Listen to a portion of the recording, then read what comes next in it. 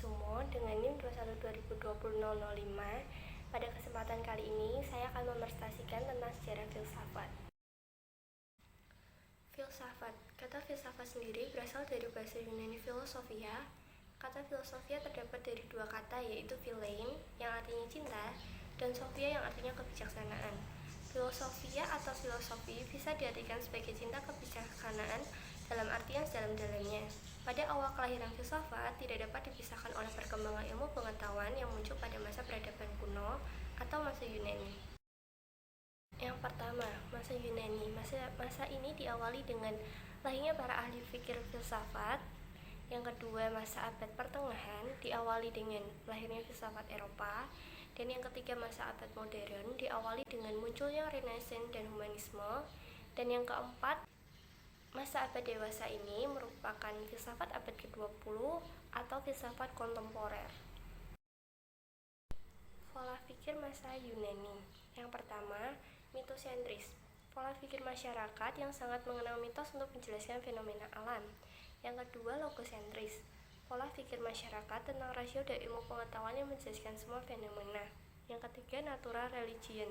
Kepercayaan yang bersifat formalitas tidak memberikan kebebasan kepada manusia ini. Yang keempat, cultural religion. Kepercayaan yang bersifat rasional menimbulkan pergeseran Tuhan tidak lagi terpisah dengan manusia, melainkan menyatu dengan kehidupan manusia.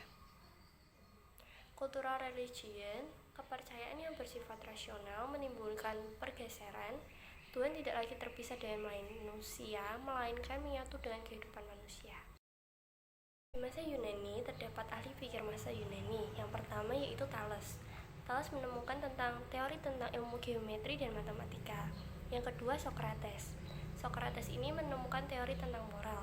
Yang ketiga, Aristoteles yang menemukan tentang dunia dan benda. Dan yang keempat, Hippocrates, teori tentang ilmu kedokteran. Yang kelima, Euclid, teori tentang ilmu geometri edukatif. Dan yang keenam, Plato yang menemukan tentang teori tentang ide. Masa abad pertengahan. Pada awal abad pertengahan diawali dengan lahirnya filsafat Eropa dan juga ditandai dengan berdirinya universitas-universitas dan ordo-ordo. Masa abad modern. Pada awal abad modern ditandai dengan munculnya Renaissance dan humanisme sebagai awal masa abad modern. Bapa dari filsafat modern sendiri adalah René Descartes. René Descartes berhasil melahirkan suatu konsep dari perpaduan antara metode ilmu alam dan ilmu pasti ke dalam pemikiran filsafat. Selanjutnya, pemikiran antroposentris, yaitu pemikiran filsafat berdasarkan pada akal pikir dan pengalaman. Selanjutnya, filsafat ilmu pengetahuan, pola berpikir untuk mencari kebenaran dan kenyataan. Akhirnya, dengan munculnya filsafat yang bermacam-macam, ini berakibat tidak terdapat lagi pemikiran filsafat yang mendominasi. Yang selanjutnya ada masa abad dewasa ini. Pada abad ke-20 lahir aliran-aliran kefilsafatan seperti Neo-Thomisme, Neo-Kantianisme, Neo-Hegelianisme, kritika ilmu, historisme, irasionalisme, neo-vitalisme, spiritualisme, dan neopositivisme aliran serta aliran kefilsafatan yang lain seperti filsafat analitik, filsafat eksistensi, strukturalisme, dan kritikal sosial. Manfaat belajar filsafat.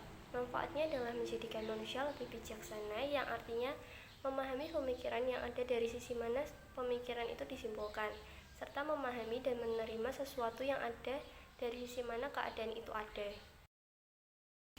Kesimpulannya, berpikir secara filsafat dapat diartikan sebagai berpikir yang sangat mendalam sampai hakikat, atau berpikir secara global, menyeluruh, atau berpikir yang dilihat dari berbagai sudut pandang pemikiran atau sudut pandang ilmu pengetahuan.